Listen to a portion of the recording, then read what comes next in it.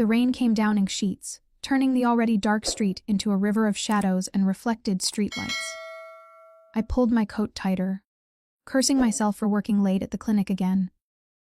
Dr. Morrison had needed help with the inventory, and I'd stayed 2 hours past my shift because I was too nice to say no.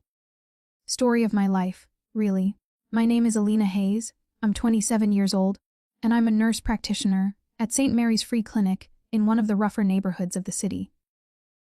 It doesn't pay well, the hours are brutal, and most days, I go home exhausted and wondering why I didn't just take that hospital job my mother keeps pushing me toward. But then I remember Mrs. Chen, who comes in every week for her blood pressure medication and always brings me homemade dumplings. Or little Marcus, whose asthma I manage, who draws me pictures of superheroes and calls me his hero. These people, my people, they need the clinic. They need someone who cares more about helping than about profit margins. So I stay, and I walk home in the rain because my ancient Honda is in the shop again, and I can't afford both the car repair and this month's rent. The street was deserted at this hour, past midnight, nothing open except the occasional bodega with barred windows. I kept my head down, my hand wrapped around the pepper spray in my pocket. This neighborhood wasn't the worst in the city, but it wasn't safe either. Especially not for a woman alone at night. I was 2 blocks from my apartment when I saw him. At first, I thought it was just a pile of trash or discarded clothes in the alley entrance. But as I got closer, I realized it was a person. A man, slumped against the brick wall, rain pouring over him. Even from a distance, I could see the dark stain spreading across his white shirt. Blood. A lot of it. Every survival instinct I had screamed at me to keep walking. To call 900 Welland from a safe distance and let them handle it. This was how people got hurt, sticking their noses into situations that didn't concern them. But I was a nurse, and that man was bleeding out in the rain. I approached cautiously, my hand still on the pepper spray. "Sir, can you hear me?" No response. As I got closer, I could see he was young, maybe mid-30s, with dark hair plastered to his head by the rain. He wore expensive clothes, or what had been expensive before they'd been torn and blood-soaked. A white dress shirt, now mostly red, dark slacks, leather shoes that probably cost more than my monthly salary. "Sir." I knelt beside him, my knees instantly soaked through. "I'm a nurse. I'm going to help you, okay?" I pressed 2 fingers to his neck, feeling for a pulse. It was there, weak and thready, but present. He was alive, at least for now. I pulled out my phone to call 911, but his hand shot out with surprising speed, gripping my wrist. His eyes opened, dark, unfocused with pain, but fierce. "No hospitals." He managed, his voice rough and accented. Italian, I thought. "No police. Please, you're bleeding out," I said firmly. "You need emergency care." "Nung." His grip tightened despite his obvious weakness. "They'll find me. They'll finish what they started." They, whoever had done this to him, was still a threat. Which meant if I called 911, if I got authorities involved, I might be putting both of us in danger. This was insane. I should call anyway, let the professionals handle it, wash my hands of this situation before it got worse. But looking into his eyes, desperate, proud, and oddly vulnerable, I found myself making a decision that would change my life forever. "My apartment is 2 blocks from here." I heard myself say, "Can you walk if I help you?" Relief flooded his features. Yes, he couldn't, not really. Getting him to his feet took all my strength, and even then, he leaned heavily on me, his arm draped across my shoulders, his breath coming in harsh gasps. We must have looked like a pair of drunks stumbling home from a bar. Those 2 blocks felt like miles. Every step was agony. I could feel it in the way his body tensed, the barely suppressed groans, the trembling in his muscles. Blood dripped steadily from his shirt, despite my attempts to apply pressure to the wound while supporting his weight. "Stay with me," I kept saying. "Just a little further. Don't you dare die on me." "Wouldn't dream of it," he managed between gasps. Too pretty to disappoint. Even half dead, the man was flirting. I didn't know whether to laugh or cry. We finally reached my building. A modest walk up in desperate need of renovation. The elevator was broken, of course, because the universe had a sense of humor. I half dragged him up 3 flights of stairs, my muscles screaming in protest. My apartment was small, just a studio with a kitchen alcove and a bathroom that had seen better days. But it was clean, it was warm, and it had a bed where I could lay this bleeding stranger and try to save his life. I got him onto the bed, and he collapsed with a groan that spoke of profound relief and pain in equal measure. His eyes were already starting to unfocus again, consciousness slipping. "Stay awake," I ordered, already moving to my bathroom for my medical supplies. I always kept a well-stocked first aid kit. Occupational hazard of being a nurse in a rough neighborhood. "What's your name? Does it matter?" His words were slurring now. "It matters to me. I'm Alina, and you are." "Dangerous," he mumbled. "I'm dangerous," Alina should have kept walking. Probably. I returned with my kit, scissors in hand. But I didn't. "Now hold still, I need to cut away your shirt." I worked quickly, cutting through the expensive fabric to expose his torso. What I found made me suck in a breath. 3 gunshot wounds, one in his shoulder, one grazing his ribs, and one that had entered just below his chest on the left side. That last one was the problem. It was still bleeding, which meant it might have nicked something important. But it was the other things I noticed that made my hands pause. Scars, old and new, crisscrossing his torso like a roadmap of violence. A large tattoo covering his right shoulder and chest, intricate and obviously expensive. More ink on his arms, disappearing under what remained of his shirt sleeves. This was not a man who lived a safe, normal life. "The one on your left side, when did you get shot?" I needed to know how much time I had. Hour, maybe 2. His eyes were closed now, lost track. 2 hours maximum. That was both good and bad. Good because he'd survived this long, bad because he was still bleeding, which meant my window to help him was closing fast. "I'm going to clean and pack these wounds, then stitch what I can," I explained, pulling on gloves. "I don't have anything for the pain except ibuprofen. This is going to hurt. A lot. Used to it." But his jaw clenched in anticipation. I started with the shoulder wound, through and through, which was lucky. I cleaned it with antiseptic, packed it with gauze, and stitched the entry and exit points as neatly as I could manage. He didn't make a sound, though I could see his knuckles white where he gripped the sheets. The rib graze was easier, painful but not life-threatening. I cleaned and dressed it quickly. Chest wound was the problem. I probbed it gently, trying to determine if the bullet was still inside. His sharp intake of breath told me I'd found something. "Bullet's still in there," I said. "I need to get it out, but I don't have the equipment for proper surgery. This is going to be rough. Do it." 2 words, but they carried absolute trust. Why did he trust me? He didn't know me, didn't know if I was qualified for this. For all he knew, I could be making everything worse. But I didn't have time to question his trust. I had to work. I used forceps from my kit, probing as gently as I could while still being effective. The bullet wasn't deep. It had lodged against a rib, which had probably saved his life. If it had gone deeper, into his lung or heart, he'd already be dead. It took 15 agonizing minutes, but I finally extracted the bullet, a small, deadly piece of metal that I set aside in a dish. Evidence, my mind supplied, though evidence of what crime I wasn't sure I wanted to know. "Got it," I said, relief flooding through me. "Now I just need to stitch you up and pray it doesn't get infected." I worked as quickly as I could, stitching the wound closed with the practiced precision of someone who'd done this hundreds of times. Not gunshot wounds, usually. Those went to the ER, but lacerations, injuries that needed immediate attention, I'd handled plenty of those. By the time I finished, my hands were shaking from adrenaline and exhaustion. The stranger, because I still didn't know his name, not his real one anyway, had passed out somewhere around the second stitch. His breathing was shallow but steady, his color slightly better now that he wasn't actively bleeding out. I cleaned up the worst of the blood, covered him with a blanket, and set up my phone alarm to check on him every hour. Then I collapsed in my only chair, too wired to sleep despite the exhaustion pulling at my bones. What had I just done? Harbored a fugitive. Aided and abetted a crime. The man in my bed had been shot 3 times. People didn't get shot 3 times by accident. He was involved in something dangerous, something that probably should have made me call the police the moment I'd found him. But I hadn't, and now he was here, unconscious in my bed, his life temporarily saved by my intervention.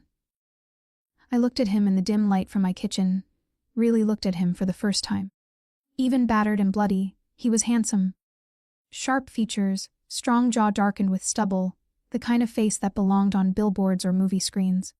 The tattoos that covered his arms and chest were works of art, expensive and intricate. Everything about him screamed money and power. Everything except the 3 bullet holes I just stitched up. My phone buzzed. A text from Dr. Morrison, "Thanks for staying late. You're a lifesaver." If only she knew how literal that was tonight. I dozed fitfully in the chair, jerking awake every time my alarm went off to check his vitals. Pulse steady, breathing even. No signs of shock or internal bleeding. Against all odds, he seemed to be stable. It was around 4 a.m. when I heard it. A soft groan from the bed. I was up immediately, moving to his side. His eyes were open, unfocused and pain-filled, but conscious. "Hey," I said softly. "How do you feel?" "Like I've been shot." His voice was rough, but there was dry humor in it. 3 times, if memory serves. Good memory. I pressed my hand to his forehead, checking for fever. Slightly warm, but not dangerously so. "You're lucky. Another hour in the rain and you would have died." "Lucky," he repeated, his eyes finally focusing on my face. "Is that what I am?" "You're alive. That's lucky in my book." I moved away to get water and ibuprofen. "You should drink something. Stay hydrated." I helped him sit up enough to swallow the pills and sip water. His hand shook slightly, weakness finally catching up with him. "Thank you," he said quietly, "for saving me. For not calling the police. He gestured vaguely at his bandaged torso. "All of this. You're welcome." I settled back into my chair.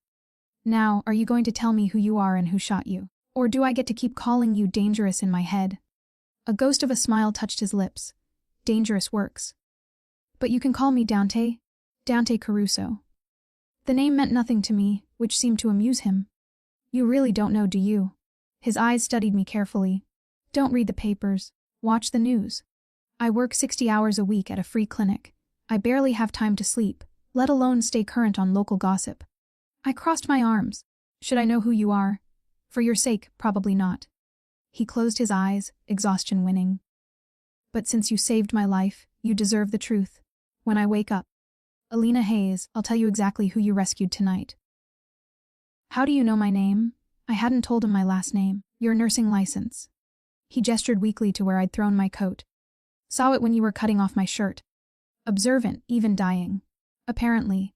I stood, adjusting his blanket. "Sleep, Dante Caruso. We'll talk when you're stronger. Helena." His hand caught mine before I could move away. "Thank you. For seeing someone worth saving instead of a problem to avoid." "Everyone's worth saving," I said simply. "Even dangerous strangers in the rain." His smile was genuine this time, if tired. "You might regret that philosophy soon." But as I settled back into my chair, watching him drift into a deeper, more peaceful sleep, I didn't think I would. Dangerous or not, criminal or victim, he was my patient now. And I didn't abandon my patients. Even if they did turn out to be, as he'd promised to explain, the most dangerous man in the city. I woke to the sound of movement in my apartment. For a disoriented moment, I couldn't remember why that was wrong. I lived alone, there shouldn't be anyone else here. Then memory crashed back. The wounded stranger. Dante Caruso. The man I'd pulled from the rain and stitched back together. I bolted upright in my chair, my neck protesting the awkward angle I'd slept in. Morning light streamed through my small window, and the man who should have been unconscious in my bed was sitting up, his bare feet on the floor, trying to stand. "What are you doing?" I was across the room in seconds, my hands pushing him back down. "You were shot 3 times less than 12 hours ago. You need to rest. I need to contact my people." His voice was stronger than last night, but I could see the pain lines around his eyes. "They'll be looking for me. If they think I'm dead, they'll retaliate. People will die, then call them from here." I grabbed my phone from the nightstand. "But you're not going anywhere until I check your wounds and make sure you're not about to bleed out on my floor." He studied me for a moment, something like amusement flickering in those dark eyes. "You're very bossy for someone who just met me. I'm a nurse. Bossy comes with the territory." I started unwrapping the bandage on his shoulder. "And I didn't spend half the night keeping you alive just to watch you kill yourself being stubborn." "Fair point." He hissed as I exposed the wound. "How bad is it?" Better than I expected, actually. I examined the stitches carefully. No signs of infection yet, minimal swelling. You heal fast. Family trait. He accepted my phone when I handed it to him. Thank you. I busied myself checking his other wounds while he made his call, speaking in rapid Italian. I didn't understand most of it, but I caught a few words: alive, safe, urgent. His tone was commanding, authoritative, nothing like the weak man I'd found in the rain. Marco will be here in an hour, he said, handing back my phone. I'll be out of your hair soon, and you can forget this ever happened. Forget? I started applying fresh bandages. You think I'm going to forget finding a man shot 3 times and performing amateur surgery in my apartment? You should. His voice turned serious. For your own safety, Alina. The less you know about me, the better. Then maybe you shouldn't have promised to tell me who you are. I secured the last bandage with perhaps more force than necessary. And it's too late for ignorance. I already Googled your name while you were sleeping. His eyes widened slightly. And apparently you're a very private person. Or you have very good people scrubbing your online presence. I sat back on my heels. I found exactly 3 photos and a handful of mentions. All business, related. Construction, real estate, restaurants. Nothing that explains why someone would shoot you. That's by design. He reached for his ruined shirt, attempting to put it on despite the obvious pain. My family values discretion. Your family being. I helped him with the shirt, noticing how he winced when fabric touched his wounds. Complicated. He met my eyes. And dangerous. Which is why you need to forget about me, Alina. Forget you ever saw me. When Marco arrives, you tell him I was already conscious when you found me, that you just provided basic first aid. You don't mention bringing me here. Don't mention the surgery. Why? I didn't like being told to lie. Because knowing about me, being connected to me, makes you a target. His hand caught mine, the contact sending an unexpected jolt through me. I'm grateful for what you did. More grateful than I can express. But I won't let that gratitude put you in danger. Too late. I didn't pull my hand away. I already put myself in danger when I decided not to leave you in that alley. Now I'm involved whether you like it or not. Stubborn woman. Stubborn nurse. I finally extracted my hand, moving to make coffee because I needed something to do. You want breakfast. I have eggs, toast, questionable milk that might still be good. You're offering me breakfast. He sounded bemused. You need to eat. Protein helps with healing. I pulled out eggs and bread. So yes, I'm offering you breakfast before your people arrive and whisk you away to wherever dangerous men go to recover. I cooked in silence, hyper-aware of him watching me. When I glanced over, I found him studying my apartment with the same careful attention he'd given me. Noting the medical textbooks stacked on my coffee table, the photos of my family on the wall, the general lived in chaos of someone who worked too much and lived too little. You live alone? He observed. Very observant. I cracked eggs into the pan. Are you always this nosy with people who save your life? I like to know who I'm dealing with. He shifted on the bed, trying to find a more comfortable position. Elena Hayes, 27, nurse practitioner at St. Mary's Free Clinic. Originally from Ohio, moved here 5 years ago. No social media presence. No husband or boyfriend based on the lack of male belongings. You work too much. Based on the 3 different clinic schedules pinned to your fridge. And you care too much, based on the fact that you risked your life to save a stranger. Ice crept down my spine. How do you know all that? Your name badge has your age. The clinic schedule is visible from here. The photos on your wall show flat Midwest landscapes, and your slight accent places you in the Ohio region. He gestured to my sparse apartment. No partner is obvious. And caring too much. His lips curved slightly. You literally performed surgery on a gunshot victim in your apartment instead of calling the police. That speaks to either extreme stupidity or extreme compassion. Could be both. I muttered, plating the eggs. Hair. Eat. I helped him settle against the headboard with a pillow behind him, then handed him the plate. He ate slowly, carefully, like someone rediscovering the simple pleasure of food after thinking he'd never taste it again. This is good, he said after a few bites. It's scrambled eggs, hard to mess up. I've had expensive meals in 5-star restaurants that weren't as satisfying as this. He met my eyes. Thank you, Elena, for everything. You already thanked me. I picked at my own eggs, suddenly nervous. Multiple times. I'll probably thank you multiple more times before I leave. He set down his fork. What you did last night, the risk you took. Most people wouldn't have. They would have kept walking, called the police from a distance, protected themselves. But you didn't. I'm a nurse. I took an oath. The oath doesn't require you to bring bleeding criminals into your home. His voice was gentle but firm. That was a choice, Elena.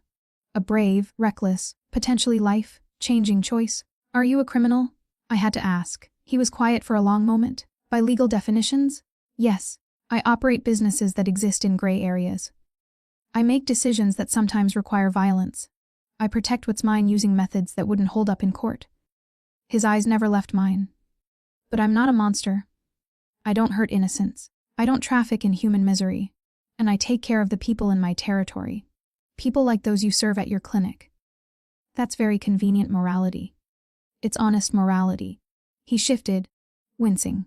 I won't lie to you, Elena. Not about who I am or what I do. You deserve that much after saving my life. A knock at the door made us both freeze. I checked my phone. Only 40 minutes since his call. His people were early. That's Marco. Dante said, but there was tension in his voice. Let him in, but stay behind me. You can barely stand. I protested. Elena, his voice carried command now. Behind me. I moved to the door, checking the peephole. A man stood there, tall, muscular, wearing an expensive suit despite the early hour. He looked like he could break me in half without breaking a sweat. Who is it? I called through the door. Marco Rossi. I'm here for Dante Caruso. His voice was deep, professional. He called me from this number. I glanced back at Dante, who nodded. I opened the door, and Marco's eyes swept over me in one assessing glance before moving past to where Dante sat on my bed. Boss. Relief flooded Marco's face. With thought. When you didn't make the meeting, when we found blood at the warehouse. I'm fine. Dante's voice was steady. Thanks to Miss Hayes here, she found me, without me home, patched me up. Without her, I'd be dead. Marco turned to me, and I saw genuine gratitude in his eyes. Then we owe you a debt, Miss Hayes. I was just doing my job. I wrapped my arms around myself, suddenly feeling very small in my own apartment. Your job doesn't include performing surgery on gunshot victims in your apartment. Marco moved to Dante's side, examining him with the practiced eye of someone who'd seen plenty of violence. We need to get you somewhere secure, boss. The Volkov brothers think they killed you. When they find out otherwise, they'll come looking. The Volkov brothers. I couldn't stop the question. The men who shot me. Dante was already trying to stand, accepting Marco's support. They thought they could take my territory while I was distracted with the port deal. They were wrong. You need to rest, I protested. At least another day before you. I appreciate your medical opinion, but I can't rest while my people think I'm dead and my enemies think they've won. He was on his feet now, swaying slightly but standing. Marco, we need to move. Boss. I'll rest when I'm somewhere secure. Dante's eyes found mine. Elena, Marco will leave money to cover your trouble. Don't come looking for me. Don't mention this to anyone. Forget I was ever here. That's not necessary. I started. It is. He moved toward the door, each step clearly agonizing though he tried to hide it. And Elena, thank you. For seeing someone worth saving instead of a problem to avoid. He'd said something similar last night, I realized. Like he wasn't used to people choosing to help him, to risk themselves for him. Marco handed me an envelope, thick with what I assumed was cash. For your trouble, Miss Hayes. And for your discretion, the boss is right. You need to forget this happened. For your own safety. They were at the door when I heard myself say, wait. Both men turned.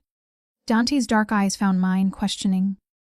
Your stitches need to be checked in 3 days, I said. And the wounds need proper care to avoid infection. You should have someone look at them. Someone who knows what they're doing. I have a doctor on call. Marco started. I want Elena. Dante's voice was firm. If she's willing. Every logical part of my brain screamed that I should say no. Should take whatever money was in that envelope, lock my door, and never think about Dante Caruso again. But I thought about those wounds, about the amateur surgery I'd performed, about infection and complications and a man dying because he was too stubborn to seek proper care. Fine, I heard myself say. 3 days, you come here, I check the stitches, make sure you're healing properly. Then we're done. Something flickered in Dante's eyes. Satisfaction, maybe, or something deeper. 3 days. I'll call first. Then they were gone, leaving me alone in my apartment with the scent of antiseptic and blood still lingering in the air.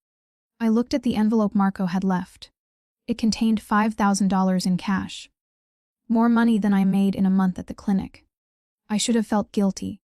Should have felt like I'd done something wrong. Harboring a criminal. Accepting money for medical care. That skirted every legal and ethical boundary I'd sworn to uphold. Instead, I felt alive. For the first time in years, my carefully controlled, responsible life had veered into something dangerous and uncertain. And God help me, I wanted to see where it would lead. 3 days felt like 3 weeks. I went through the motions of my life. Work at the clinic, treating patients, going home to my empty apartment. But my mind kept drifting back to dark eyes and dangerous promises. To the man I'd stitched back together who'd looked at me like I was something precious instead of convenient. Jenna noticed at work. She always noticed. "Okay, what's going on with you?" she asked during our lunch break on day 2. Jenna was the clinic's other nurse practitioner, my work wife, and entirely too perceptive for my comfort. "You've been distracted for 2 days, and you keep checking your phone like you're expecting important news." "I'm fine." I picked at my salad without appetite. "Just tired. Tired I've seen." "This is different." Her eyes narrowed. "This is that look you get when you're hiding something. What happened?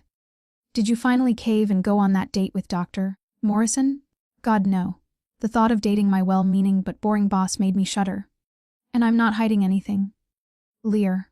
But she let it drop, moving on to gossip about the new volunteer who couldn't handle the sight of blood. I made appropriate noises, but my mind was elsewhere. Would he call? Or had the past 3 days given him time to think, to realize that involving me further was a mistake? Maybe I'd never hear from him again. Maybe I'd just be a story he told someday, the nurse who saved his life and asked for nothing in return. The thought bothered me more than it should have. That evening, I was making dinner. Pasta because it was cheap and I could make enough for leftovers. When my phone rang. Unknown number.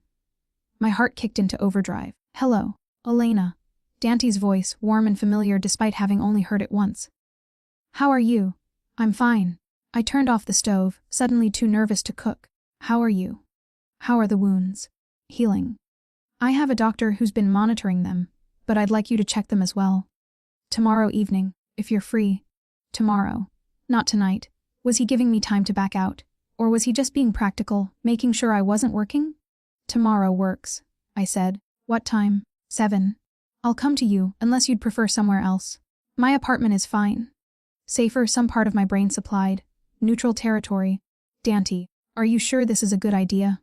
You said yourself that knowing you puts me in danger." "It does." "No false reassurances." "Which is why I have people watching your building. Making sure you're safe. If I'm going to put you at risk by involving you in my life, the least I can do is ensure that risk is managed." People watching my building. The thought should have frightened me. Instead, I felt oddly protected. "That's very thorough of you. I protect what's mine." A pause. "And you're mine now, Elena. Whether you like it or not, you saved my life. That creates a bond I take very seriously." "I'm not yours." I protested, but the words lacked conviction. "Aren't you?" His voice dropped lower. "You've thought about me these past 3 days. Wondered if I was okay. Checked your phone hoping I'd call. Don't lie and say you haven't." He was right, damn him. That's just normal concern. I worry about all my patients. "I'm not your patient. I'm the man you risked everything to save. The man who can't stop thinking about soft hands and gentle words. About someone who saw me bleeding in the rain and decided I was worth saving." He paused. "Tomorrow at 7, Elena. I'll see you then." He hung up before I could respond, leaving me staring at my phone and trying to process what had just happened. Dante Caruso, who I'd met once while he was half dead, claimed I belonged to him. And instead of being offended or frightened, I was anticipating tomorrow with an intensity that scared me. I barely slept that night. My mind played through a dozen scenarios of how tomorrow could go. He'd arrive. I'd check his wounds. He'd leave. Simple, professional, Nothing more than a follow-up appointment. Except nothing about this was simple or professional, and we both knew it. The next day crawled by. I saw 12 patients at the clinic, filed paperwork, restocked supplies. Normal, routine tasks that felt surreal when my mind kept drifting to dark eyes and dangerous promises. "You're doing it again?" Jenna said as we were closing up, the distracted thing. "Are you going to tell me what's going on, or do I have to guess?" "There's nothing going on." The lie tasted bitter. "Elena Hayes, I've known you for 3 years. I know when you're lying." She crossed her arms. "Is it a man? Please tell me you're finally dating someone. Anyone, even Dr. Morrison would be better than your current hermit lifestyle." "It's not Dr. Morrison." I grabbed my coat. "And I'm not a hermit, I'm busy." "You're hiding." Her voice softened. "Ever since Marcus, you've been hiding. Working too much, never going out, never taking chances. I get it, he hurt you. But you can't let one bad relationship turn you into a shut-in." "Marcus." My ex-boyfriend who'd seemed perfect until he wasn't. Who'd slowly isolated me from friends, controlled my time, made me feel small and worthless. Who I'd finally found the courage to leave 2 years ago, moving cities to ensure he couldn't follow. "I'm not hiding," I said quietly. "I'm being careful. There's a difference." Eyes there. But Jenna let it drop, giving me a hug goodbye. "Whatever's going on, just be safe." "Okay, I'm always safe." Another lie, considering I was about to let a crime boss into my apartment. At 6:30, I was home, showered, and changed into clean clothes. Not fancy, just jeans and a comfortable sweater, but I'd made an effort. For professional reasons, I told myself. Nothing to do with wanting to look nice for him. At exactly 7, there was a knock at my door. I checked the peephole and found Dante standing there, looking nothing like the bleeding man I'd dragged from the rain. He wore dark jeans and a black button-down, expensive but casual. His color was good, his stance strong. If not for the slight stiffness in his movements, I wouldn't have known he'd been shot 3 times less than a week ago. "Hi," I said, opening the door. "Elena." The way he said my name made it sound like a caress. "Thank you for seeing me." "Of course." I stepped back to let him in, trying to ignore how much larger he seemed in my small apartment. "How are you feeling?" "Better every day." He moved to the bed. My bed, which I'd changed the sheets on twice since he'd blood all over it. "Your handiwork is holding up well?" "Let me see." I gathered my medical supplies, willing my hands not to shake. "Shirt off." He complied without hesitation, unbuttoning the shirt to reveal the bandages I'd applied. And the body beneath, lean muscle, olive skin, those intricate tattoos I'd noticed before now visible in full detail. A large piece covered his right shoulder and chest, religious imagery mixed with Italian script. More ink wound down his arms, disappeared below the waistband of his jeans. "See something you like?" His voice held amusement. "I'm examining your wounds," I said primly, though heat flooded my cheeks. "Hold still." I unwrapped the bandages carefully, relieved to find the wounds healing well. No signs of infection, minimal scarring, the stitches holding. His doctor had clearly been doing good work. "You heal fast," I observed, cleaning around the stitches. "Faster than normal. Family trait, we're sturdy." His eyes tracked my movements. "Good genes." "Good genes don't explain this." I traced a scar on his ribs, old, long-healed. Or this. Another scar on his shoulder. "How many times have you been shot?" "Counting this time?" 7. Said as casually as someone might mention getting 7 haircuts. "Stabbed 4 times. Beaten more times than I can count. It comes with the territory." "That's not normal, Dante." I applied fresh bandages, perhaps more firmly than necessary. "People don't get shot 7 times if they're living safe lives." "I don't live a safe life." His hand caught mine, stilling my movements. "I told you that. I'm dangerous, Elena. Being around me is dangerous. But I'm grateful you're here anyway. I'm a nurse. It's what I do." I tried to pull my hand away, but he held firm. "No. You're a nurse who treats people at a free clinic. Who works too hard for too little pay because you care. Who sees someone bleeding in the rain and decides they're worth saving even when common sense says to walk away." His thumb traced circles on my palm. "You're extraordinary, Elena, and I'm selfish enough to want you in my life despite the risks. You barely know me." "I know enough." He pulled me closer, until I was standing between his knees, his hands on my waist. "I know you're brave and compassionate. I know you value life above rules. I know your hands shake when you're nervous. But stay steady when you're working. I know you've been thinking about me as much as I've been thinking about you. That's very presumptuous. But I didn't pull away. Am I wrong? His dark eyes searched mine. Tell me you haven't wondered. Haven't thought about that night, about what it means that our paths crossed, about why you couldn't just walk past me. He wasn't wrong. I had wondered. Had lain awake playing through scenarios of what might have happened if I'd made different choices. If I'd called 911 instead of bringing him home. If I'd never looked down that alley at all. What do you want from me? I asked quietly. Honestly, I don't know yet. His hands on my waist tightened slightly. I know I want to see you again. Want to know more about you. Want to understand what it is about you that makes me feel like I can breathe for the first time in years. That's a lot of pressure for a second meeting. I know. He released me, giving me space. Which is why I'm not pushing, I'm just asking, can I see you again? Not as a patient, but as, whatever this is between us. I should have said no. Should have maintained boundaries, protected myself from whatever complications came with being involved with Dante Caruso.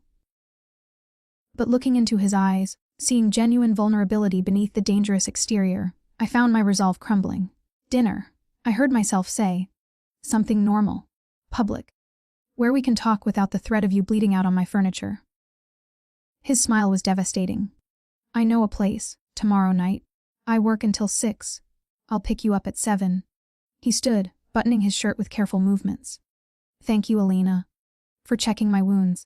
For agreeing to dinner. For not running screaming when a smart woman would have. Who says I'm smart? I walked him to the door. I'm the idiot who brought a gunshot victim home instead of calling the police. You're the woman who saw someone worth saving. He paused in the doorway. That's not stupidity, Elena. That's courage, and it's rarer than you think. After he left, I stood in my apartment and tried to process what I'd just agreed to. Dinner with Dante Caruso. A real date, not just a medical follow-up. My phone buzzed. A text from an unknown number, thank you again. Sleep well, Elena. Tomorrow at 7. I saved the number, knowing even as I did it that I was crossing a line I couldn't uncross. Getting involved with Dante meant entering his world. A world of violence and danger and moral ambiguity. But it also meant feeling alive for the first time in years. Meant being seen and valued by someone who looked at me like I was extraordinary instead of ordinary. Was it worth the risk? I didn't know yet, but I was going to find out. The restaurant Dante chose was nothing like I expected. Instead of the upscale establishments I'd imagined, he took me to a small Italian place tucked in a neighborhood that clearly meant something to him. The kind of place where the owner greeted him with a warm hug and knowing eyes that swept over me with obvious curiosity. Dante, ci fai troppo tempo? An older woman with silver hair and warm brown eyes pulled him into an embrace, speaking rapid Italian before switching to accented English. And who is this bella ragazza? Nonna Rosa, this is Elena. Elena, this is Rosa Benedetti. She's been feeding me since I was 10 years old. Dante's hand found the small of my back, warm and possessive. Elena is special. Special. Rosa's eyes lit up with delight and speculation. Finally, you bring a nice girl. Come, come. I make you eat. She bustled us to a corner table, private but with a view of the entire restaurant. I noticed how Dante positioned himself with his back to the wall, eyes on the entrance. Always watching, always aware. Even here, in this place that clearly felt like home, he couldn't fully relax. So, I said once we were settled with wine and bread, is this where you wine and dine all the women you've impressed with your near-death experiences? You're the first. He tore off a piece of bread, his movement still slightly stiff. I don't bring people here. This place is, separate from the rest of my life, a reminder of simpler times. Before you became the most dangerous man in the city, I kept my voice light, but I was genuinely curious. Before I inherited my father's empire, yes. He took a sip of wine. Rosa knew my mother. Used to make Sunday dinners for our family when I was a kid. After my parents died, she kept that tradition going for me and my younger brother. This restaurant, these people, they're the closest thing I have to normal. Your parents died. I'd wondered about his family but hadn't wanted to pry.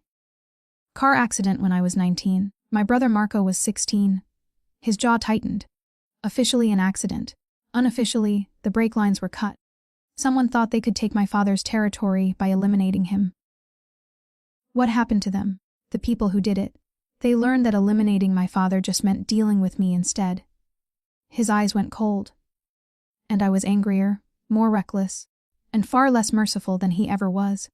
The food arrived before I could respond. Pasta that smelled incredible, bread still warm from the oven. Wine that probably cost more than I wanted to know. Rosa fussed over us like we were her own children, and I saw a side of Dante I hadn't expected. He laughed at her stories, spoke Italian with obvious affection, let himself be gently scolded for not visiting enough. She likes you, he said after Rosa finally left us alone. That's rare. She's very protective of me. Because you need protecting? I raised an eyebrow. The dangerous crime boss needs a 70-year-old Italian woman to fight his battles. Everyone needs someone who cares, whether they eat properly and wear a coat when it's cold. His smile was genuine. Rosa provides that for me. Has since I lost my mother. She's family. Family. He said it with such weight, such certainty. Like it was the most important thing in his world. Tell me about your family, he said, turning the conversation to me. The photos in your apartment, they're important to you. My parents still live in Ohio. Dad's a mechanic, Mom's a teacher. I twirled pasta on my fork. They think I'm crazy for working at a free clinic instead of taking a high-paying hospital job. But they support me anyway, even when they don't understand my choices. They sound like good people. They are. I met his eyes. They're also very normal, very safe people who would have a heart attack if they knew I was having dinner with someone who's been shot 7 times. Are you going to tell them? God? No. The thought was terrifying. My mother already worries I'm going to get mugged working in that neighborhood. If she knew I was dating. I stopped, realizing what I'd said. I mean, seeing, not dating, we're just dating. He said it firmly. That's what this is, Alina. I'm courting you. Making my intentions clear. If that's not what you want, tell me now and I'll back off. But don't pretend this is casual when we both know it's not. We barely know each other. I protested weakly. I know enough. He reached across the table, his hand covering mine. I know you're brave enough to save a stranger in the rain. I know you value life above convenience. I know you work too hard at a job that doesn't pay enough because you believe in helping people. I know you're lonely, even though you hide it well. And I know that when I look at you, I feel something I haven't felt since before my parents died. Hope. The vulnerability in his admission cracked something inside me. Dante? I'm not asking you to fall in love with me tonight, Elena. I'm just asking you to give this a chance. Let me take you to dinner. Show you parts of my world that aren't dangerous. Prove that being with me isn't all violence and risk. What about the parts that are dangerous? I had to ask. The Volkov brothers who shot you, they're still out there. What happens when they find out you're alive? They already know. His voice hardened. We had a conversation yesterday. A very clear conversation about territory and respect and the consequences of trying to kill me. They won't be a problem anymore. What kind of conversation? Though I wasn't sure I wanted to know. The kind that ends with bodies in the river. He said it flatly, no apology. They came at me, Elena, shot me 3 times and left me to die. That requires a response. You killed them. Not a question. I eliminated a threat. He squeezed my hand. I won't apologize for protecting myself and my people. That's who I am. If you can't accept that, if you need me to be someone softer and safer, you should walk away now. The honest brutality of his words should have sent me running. But looking at him, this complicated, dangerous man who spoke of murder as casually as dinner plans, I found I couldn't judge him the way I should have. I should walk away, I said quietly. I should finish this meal, thank you for a lovely evening, and never see you again. But, his eyes searched mine, but I don't want to. The admission cost me. I should want to. I should be terrified of you, of what being with you means. But instead, I just want to know more. Want to understand how someone can be ruthless enough to kill but gentle enough to care about an old Italian woman who feeds him pasta. People aren't one thing. Alina. His thumb traced circles on my palm.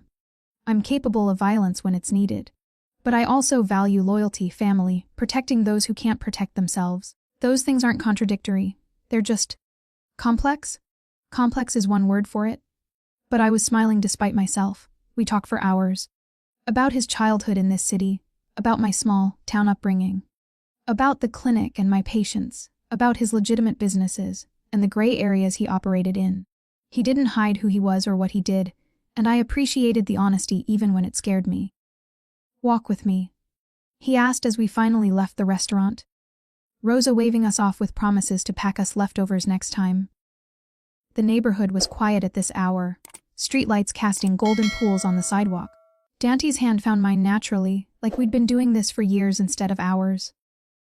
I noticed the car that followed us at a distance. His security, I assumed. Always watching, always protecting. "Does it bother you?" I asked. "Never being alone. Always having someone watching." "It's necessary."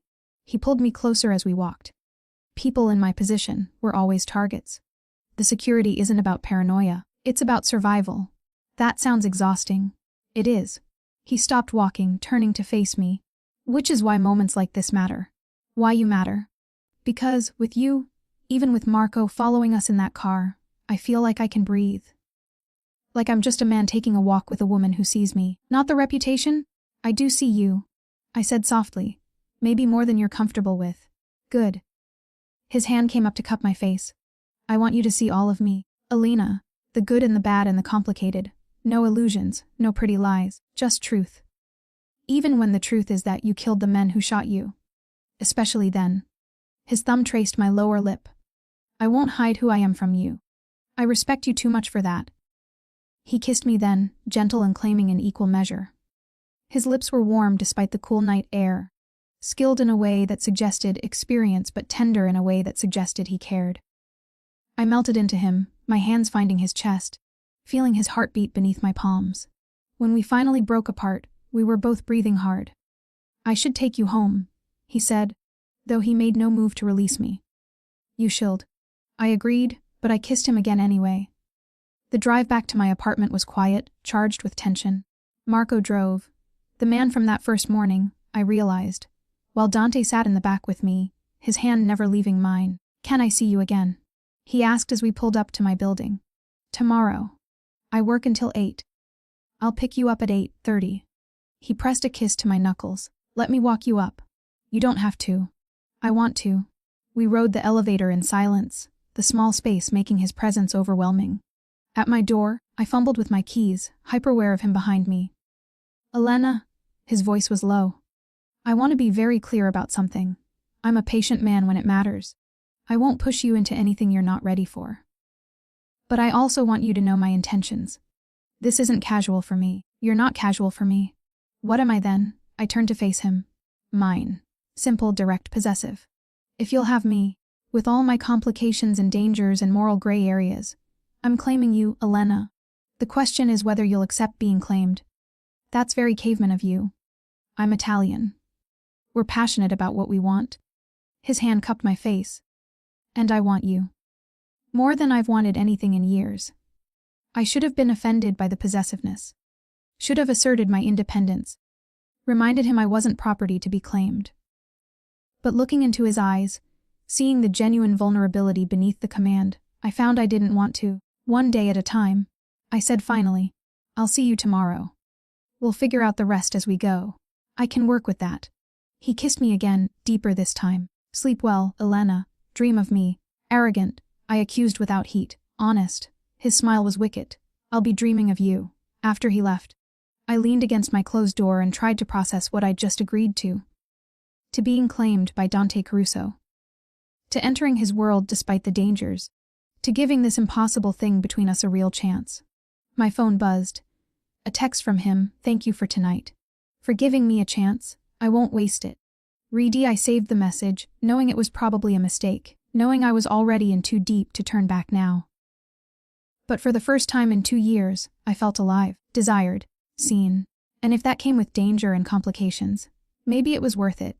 The next 2 weeks passed in a blur of work, dinners with Dante, and the slow realization that I was falling for a man who lived in a world I barely understood. He kept his promises. Took things slow, never pushing for more than I was ready to give. We had dinner at small restaurants where the owners greeted him like family. Walked through neighborhoods he clearly protected, where people nodded respectfully, but kept their distance. He showed me the legitimate side of his businesses. The construction projects creating affordable housing, the community center his family funded, the scholarship program for local kids. But he also never hid the darker aspects. The calls he took in Italian, voice cold and commanding.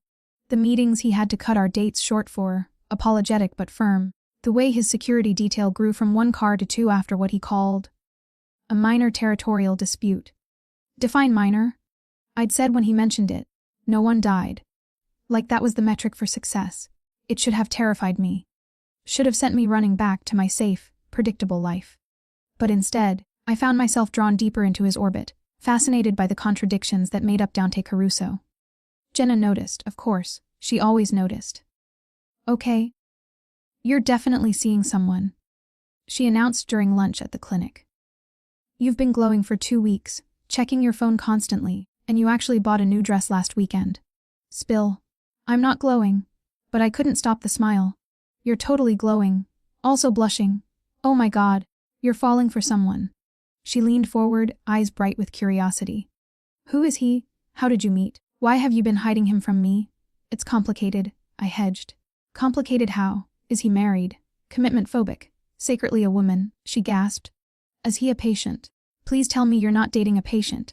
That's like, super unethical. He's not a patient. Not really. Technically true. Dante had never been an official patient. Just a man I'd performed amateur surgery on in my apartment. And he's not married or commitment phobic. He's just different from anyone I've dated before. Different good or different bad? Both, I admitted. He's intense, protective, kind of possessive, but also surprisingly gentle, thoughtful. He listens when I talk, remembers things I mention. Makes me feel like I matter. He sounds perfect. Jenna's expression turned suspicious. So what's the catch? Because there's always a catch. He's powerful, influential, moves in circles I don't understand. All true, if vague. Dating him means accepting a level of visibility like paparazzi. She looked intrigued. Is he famous? No, not famous, just known. I stood, needing to end this conversation before I revealed too much. Look, it's still new, still figuring out what it is. When there's more to tell, you'll be the first to know. I'm holding you to that. But she let it drop, moving on to complain about the broken air conditioning in exam room 3. That evening, Dante picked me up at 8:30 as promised. But instead of taking me to another restaurant, he drove us to a high-rise building I'd passed 100 times but never entered. Where are we going? I asked as he pulled into an underground garage. My place. He came around to open my door. I thought we could have a quiet night in. No restaurants, no security watching us eat. Just you and me. Just you and me in your apartment. I raised an eyebrow. Should I be worried about your intentions? Always. But his smile was warm. Though my intentions tonight are purely honorable, I'm cooking you dinner. You cook? I'm Italian. Of course I cook. He guided me to a private elevator. My mother made sure all her children could feed themselves properly. Said a man who couldn't cook was useless. Smart woman. I watched him insert a key card, noting the security measures. This is a pretty fancy elevator for someone's apartment. Penthouse. He said it casually. The whole top floor. Of course it was. I tried not to feel overwhelmed as the elevator rose, tried not to think about the differences between us. He owned a penthouse. I rented a studio apartment with questionable plumbing. The elevator opened directly into his home, and I couldn't suppress my gasp. Floor to ceiling windows revealed the city sprawling below, lights glittering like stars. The space was masculine but elegant. Dark leather furniture, rich wood accents, artwork that looked expensive and original. This is beautiful, I said, moving toward the windows. And terrifying. How high up are we? 45th floor. He shrugged out of his jacket. Make yourself comfortable. Wine, please. I explored while he poured, noting the details. Books stacked on tables, not just for show but clearly read. Photographs in simple frames showing people who must be his family. A guitar in the corner, well, worn. Despite the obvious wealth, the space felt lived in, personal. Here? He handed me a glass of red wine. I'm making carbonara. It'll take about 20 minutes. Any food allergies I should know about? No allergies, and carbonara sounds amazing. I took a sip of wine. Rich, complex, probably expensive. Do you cook often? When I can. He moved to the kitchen. Open concept, professional-grade appliances. It's meditative. Lets me think. I settled on a bar stool, watching him work. He moved with practiced efficiency, boiling water, whisking eggs, cooking pancetta until it was perfectly crisp. His sleeves were rolled up, revealing those tattoos I'd memorized while stitching him back together. The wounds had healed, well, barely visible now, unless you knew where to look. Tell me something, he said as he worked. Why did you become a nurse? The predictable answer is that I wanted to help people. I swirled my wine. The honest answer is more complicated. When I was 16, my grandmother had a stroke. Watching the nurses care for her, seeing how they could bring comfort in the worst moments, I wanted to be that for someone. To be the person who helped when everything fell apart. That's not less noble than wanting to help people. He glanced at me. That's understanding that helping means being present in the darkness, not just the light. What about you? Did you always want to be what you are? A criminal? His lips curved slightly. No, I wanted to be a musician actually. Drove my father crazy. He had plans for me, take over the family business, expand the territory, build the empire, but I wanted to write songs and play guitar. What changed? My parents died. He drained pasta, his movements suddenly mechanical. And I realized I had two choices. Let everything they'd built fall apart, or step up and protect it. Protect Marco, protect the people who depended on us. So I put away the guitar and picked up my father's responsibilities. Do you ever regret it? Every day. The honesty in his admission surprised me.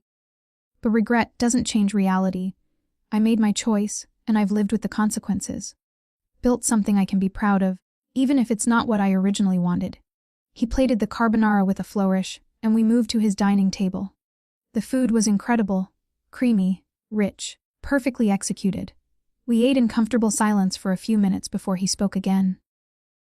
I need to tell you something. His tone made my stomach clench. About the Volkov brothers. You said they weren't a problem anymore. They're not. But the reason they're not a problem is because I made an example of them. He set down his fork. I want you to understand what that means, Alina. I didn't just kill them. I made sure everyone in my world knew what happens when you come after me. It was brutal. Public. Designed to send a message. Why are you telling me this? My appetite vanished. Because I won't lie to you. Because you deserve to know exactly who you're getting involved with. His dark eyes held mine. I'm not a good man, Alina. I do terrible things to protect what's mine. And you're mine now, which means anyone who threatens you becomes my problem to solve. Permanently. That's a lot of pressure. My voice came out shakier than I wanted. Being something you protect. I know. He reached across the table, his hand covering mine. Which is why I'm giving you one more chance to walk away. After tonight. After you've seen my home and understood the full scope of what being with me means, you can leave. I'll have Marco drive you home, and you'll never hear from me again, or you can stay.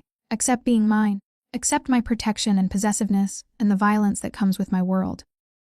And if I choose to stay, then you're mine completely. His grip tightened. No halfway measures, no keeping one foot out the door. You're in my life, in my home, in my bed. You're the woman I introduced to my family, the one I protect above all others. You become my priority, Elena. My everything. The intensity of his words should have frightened me. Should have sent me running for the safety of my predictable life. But looking at him, this complicated, dangerous man who cooked me dinner and spoke of protection like it was a sacred duty, I found I didn't want to run. I need to ask you something first. I pulled my hand back, needing distance to think. The women you've been with before, there happened to them. There haven't been many. My late fiancée, Maria, died of cancer 3 years ago.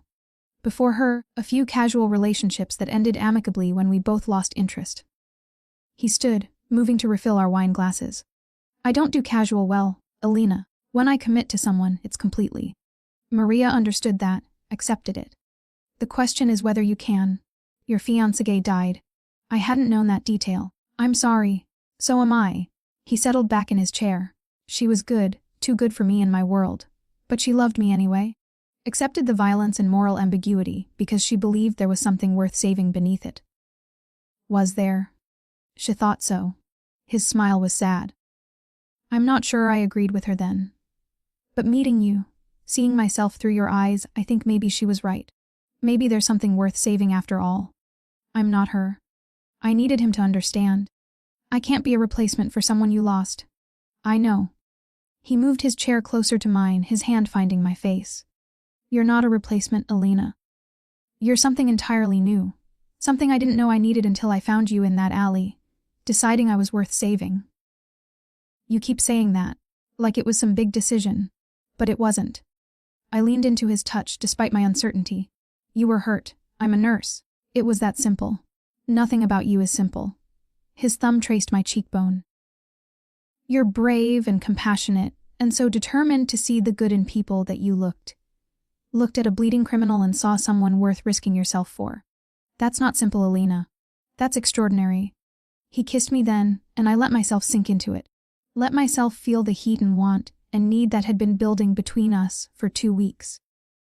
His hands moved to my waist, pulling me from my chair onto his lap. I straddled him, my fingers tangling in his hair as the kiss deepened. Elena, he groaned against my mouth. If you want to stop, you need to tell me now. Because if we keep going, don't stop. The words came out breathless. I don't want you to stop. You're sure? He pulled back enough to meet my eyes. Because once we do this, you're mine. No going back. I'm already yours. The admission should have terrified me. Instead, it felt freeing. I have been since that night in the rain. We both know it. His eyes darkened with want and something deeper. Possession, satisfaction, triumph. Say it again. I'm yours, Dante. I kissed him softly. And you're mine, if you'll have me, always. He stood, lifting me with him. Let me show you exactly how much. I woke to sunlight streaming through floor, to ceiling windows and the unfamiliar weight of an arm draped across my waist. For a disoriented moment, I couldn't remember where I was. Then the night before came flooding back.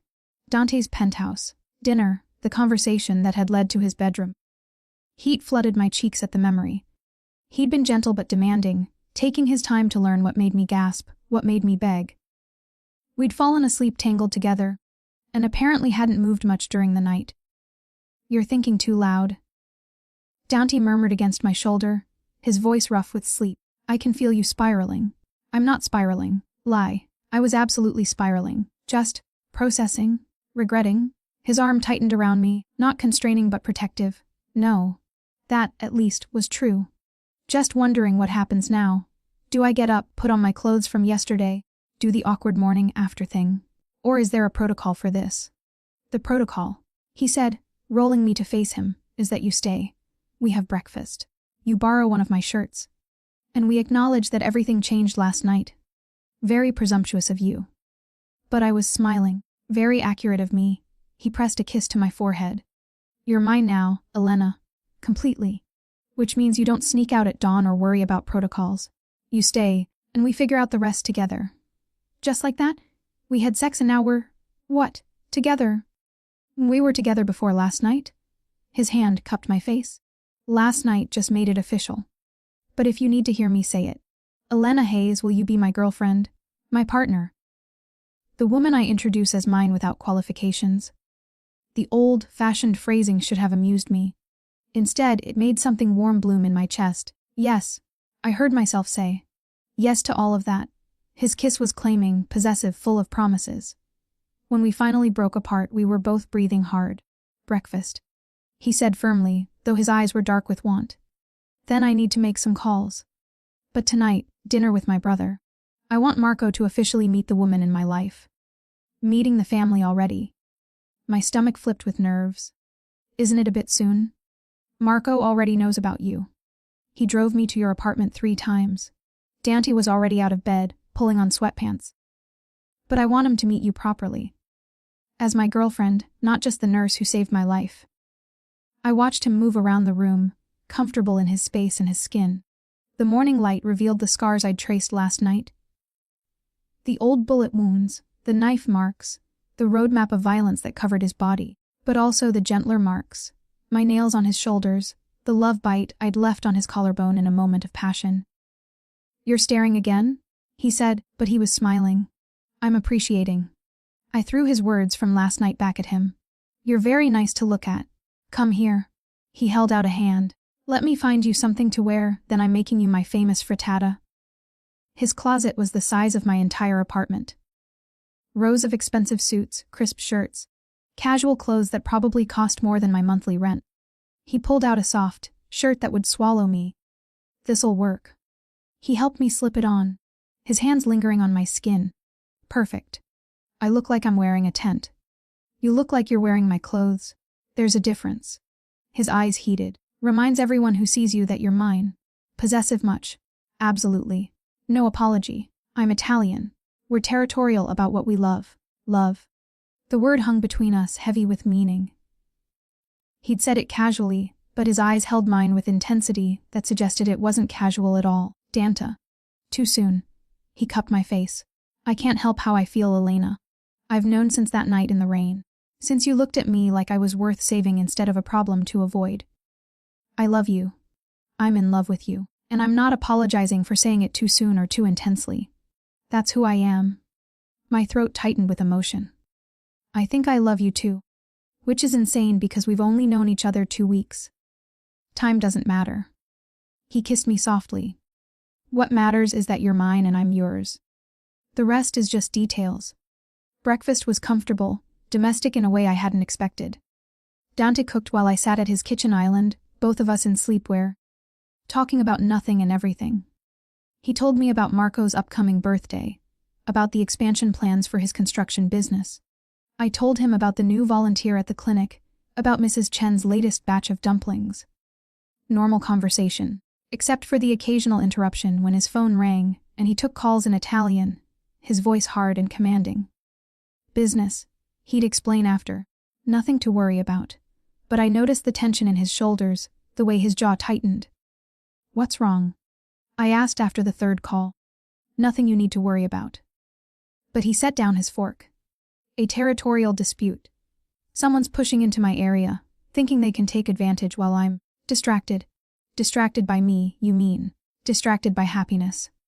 He reached across the table, finding my hand. "I've been spending less time on business, more time with you. Some people see that as weakness. They're wrong, but they're testing boundaries anyway." "Is it dangerous?" "It's manageable." But the way he said it suggested it was more serious than he wanted to admit. "Marco's handling most of it. I just need to make a few appearances, remind people why they shouldn't test me." "The violence you mentioned." I pulled my hand back. "This is that, isn't it? The part of your life that's not dinners and construction projects." "Yes." He didn't hide from it. "I told you what I am, Elena. What my world requires. If you stay with me, you'll see this side occasionally. The phone calls, the late-night meetings, the days where I come home with blood on my knuckles." "Have you killed anyone since we've been together?" I had to ask. "No." He met my eyes steadily. "But I've hurt people. Sent messages. Made examples. That's part of maintaining power in my world. If I show weakness, people die. My people. Innocent people caught in the crossfire. So I do what's necessary to prevent that." That's a lot of weight to carry. I moved around the table to stand in front of him. "Having to be violent to prevent more violence?" "It is." He pulled me onto his lap, his arms around my waist. "Which is why moments like this matter. Why you matter. Because with you, I get to be just Dante. Not the boss, not the enforcer. Just a man who loves a woman. That's very sweet for someone who just admitted to hurting people this week." "I contain multitudes." He nuzzled my neck. "And you make the darkness easier to bear." We spent the rest of the morning in his apartment, comfortable in a way that should have taken months to develop. He worked in his home office, while I read on his couch, both of us content just being in the same space. It felt domestic, real, like a glimpse of what our life could be if we let it. Around 2, he emerged from his office with an apologetic expression. "I need to go handle something. It'll take a few hours. You can stay here if you want, or Marco can drive you home." "What do you want me to do?" I asked. "Stay." No hesitation. "Make yourself comfortable. There's food in the kitchen, books everywhere. The TV has every streaming service." "Stay, Elena. Let my home become your home. That's moving pretty fast. Buddy established I'm intense. But his eyes held genuine question. Too fast. I thought about going back to my tiny apartment, spending the afternoon alone. Then thought about staying here, surrounded by his things, waiting for him to come home. I'll stay, I decided. But you're making me dinner when you get back. Deal. He kissed me thoroughly. I'll text you when I'm on my way. And Elena, thank you. For being here, for staying, for choosing me despite all the complications. After he left, I explored his apartment more thoroughly. His bedroom was massive, the bed we'd shared large enough for 3 people. The bathroom was all marble and glass, with a shower that had more settings than my car. His closet was organized with military precision. But it was his study that revealed the most. Photographs on the walls, him with a younger man who must be Marco, both grinning at the camera. An older couple I assumed were his parents. A beautiful woman with warm eyes. Maria, probably his late fiancée. Books lined the shelves, everything from business texts to classic literature to, surprisingly, poetry. His guitar sat in the corner, and I picked it up carefully. It was well maintained but showed signs of use. Worn frets, a small scratch near the sound hole. I strummed experimentally, the sound filling the quiet space. He used to play all the time. I spun, nearly dropping the guitar. Marco stood in the doorway, looking apologetic. Sorry, didn't mean to startle you. Dante asked me to check on you, make sure you're comfortable. He gestured to the guitar. He was really good, had offers from record labels before everything changed. What changed? I set the guitar down carefully. Our parents died. And suddenly he had responsibilities that didn't leave room for music. Marco moved into the study, his eyes on the photographs. He gave up everything he wanted to protect me, to keep the family business running. Never complained, never resented it, just stepped up because someone had to. That must have been hard for both of you. It was. Marco turned to me, his expression serious. Which is why I need you to understand something, Elena. My brother, he doesn't let people in. Not since Maria died. The fact that he's letting you into his life, into his home, that means something. It means he's trusting you with the softest parts of himself. I know that. I crossed my arms defensively. I'm not going to hurt him. I don't think you will. His voice softened. But I needed to say it anyway. Dante's the strongest person I know, but everyone has a breaking point. Losing Maria nearly destroyed him. If he loses you, he won't. The certainty in my voice surprised me. I'm not going anywhere. Marco, I love him. Even though it's fast and probably crazy, I love him. Marco's smile was genuine. Good, because he loves you too. More than I've seen him love anything since Maria. You make him happy, Elena. You make him remember what it's like to be just a man instead of always being the boss. That's a lot of pressure. That's love. He moved toward the door. Dinner tonight at 7. Dante wants to do it properly. Introduce you to the family, make it official. You good with that? Terrified but good. I admitted. Perfect. His grin was wicked. Terrified means you care. See you at 7. After he left, I settled back on the couch with a book from Dante's shelf. Poetry. Surprisingly. But I couldn't focus on the words. My mind kept drifting to tonight, to meeting his family officially, to what it meant that I was being welcomed into this world so completely. My phone buzzed. A text from Jenna. You didn't come home last night. Either you're dead in a ditch or you finally got laid. Please tell me it's the latter. I smiled, typing back, definitely the latter. And it's serious, Jen. Like, meeting the family serious.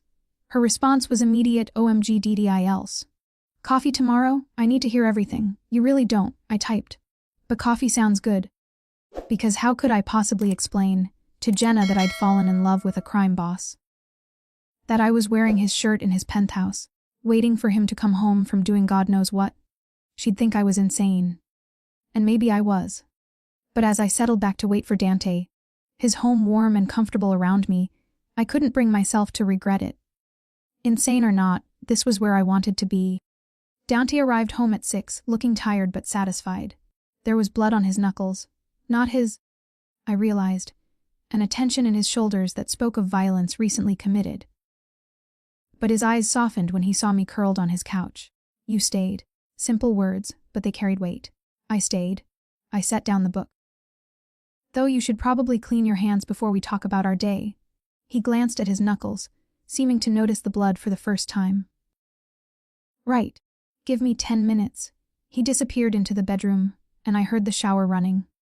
When he emerged, he'd changed into fresh clothes, dark jeans and a black button-down, and looked more like the man I'd had breakfast with, less like the enforcer who'd spent the afternoon reminding people not to cross him. How bad? I asked as he settled beside me on the couch. Handled. He pulled me against him, his arm around my shoulders. No one died, if that's what you're asking, but a few people learned that testing my boundaries has consequences. Your knuckles were bleeding. Their faces were worse. No apology. I won't lie to you about what I do, Elena. But I also won't give you details you don't need.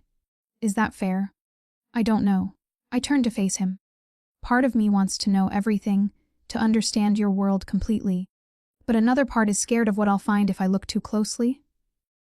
That's reasonable. His hand found mine. You don't have to understand everything right away. We can take it slow, let you adjust to my world gradually. We're having dinner with your brother in an hour. That's not exactly slow. Marco you've already met. And he likes you, which matters. Dante pressed a kiss to my temple. Tonight is just making it official. Showing him that you're important to me, that you're part of my life now. No pressure then. But I was smiling. You'll be fine.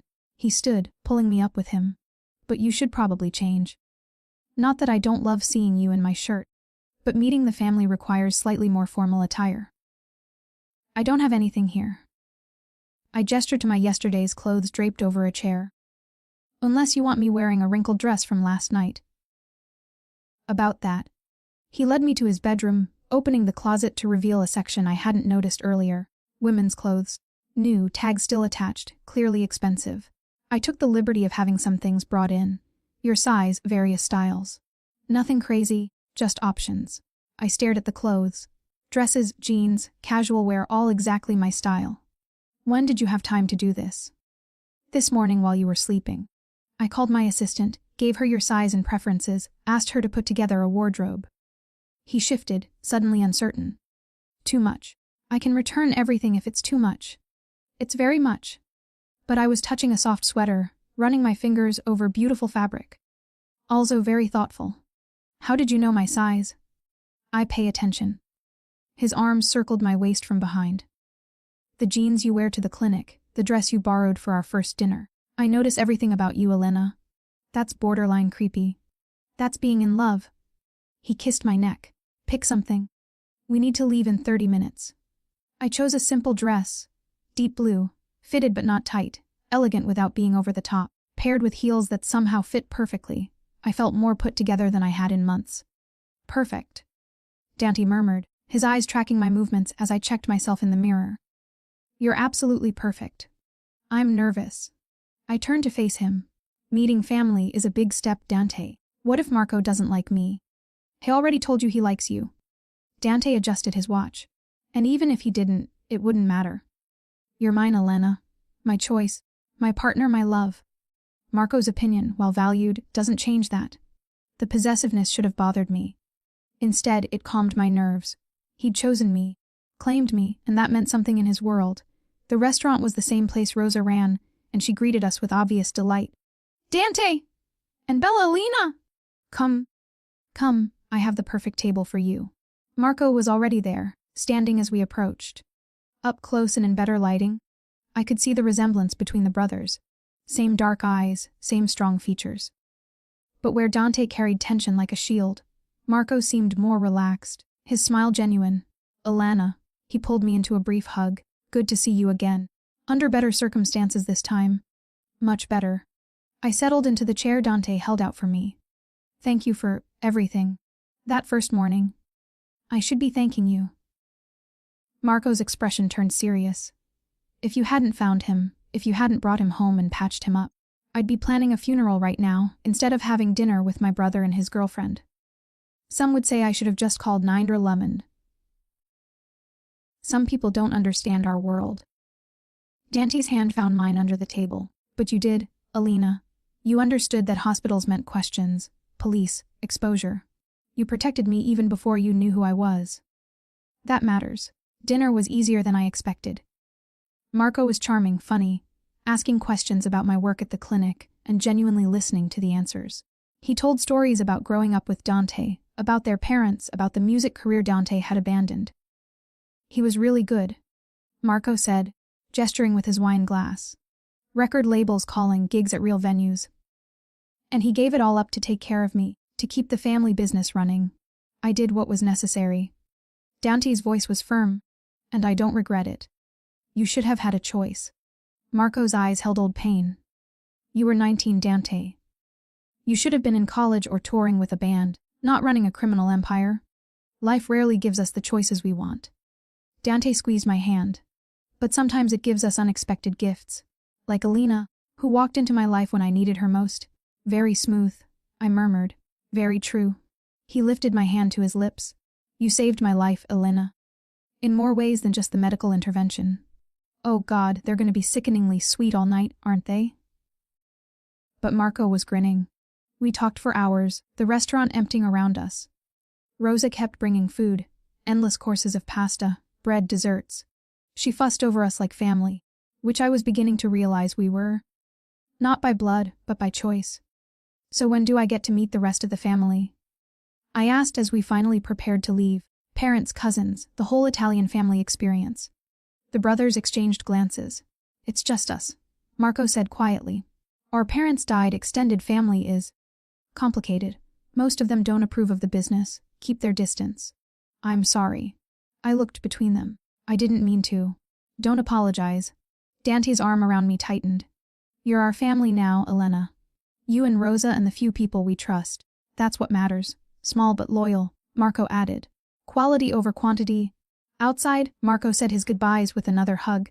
Take care of him, he said quietly. He acts tough, but he needs someone. Needs you. I will, I promised. The drive back to Dante's penthouse was quiet, comfortable. His hand never left mine, thumb tracing absent patterns on my palm. That went well, I said as we rode the elevator up. Better than well. He pulled me close. Marco loves you. Rosa loves you. Which means you're officially part of my family, small as it is. Is that what this was? An initiation. That was me showing the people I love most that I've found someone worth keeping. The elevator doors opened. And making it clear to everyone in my world that you're under my protection. That touching you means starting a war they can't win. Always so dramatic. Always so honest. He led me inside, immediately pulling me into his arms. I love you, Alina Hayes. And I'm keeping you. Forever if you'll let me. Forever is a long time. But I was kissing him. Not long enough. His hands spanned my waist. Stay with me. Not just tonight, but every night. Move in properly. Make this place ours instead of mine. That's moving very fast. My heart raced with possibility and fear. We've only been together 2 weeks. I've known since the first night. His forehead pressed against mine. Since you looked at me bleeding in the rain and decided I was worth saving. I'm not patient when it comes to things I want, Alina. And I want you here in my home, in my bed, in my life. Permanently. What about my apartment? My job? Keep the apartment if you want, or let me buy you something bigger, better. Keep working at the clinic. I'd never ask you to give that up. Just come home to me at the end of the day. Let this be where you belong. I should have said it was too soon, too much, too fast. Should have insisted on taking things slow, maintaining independence.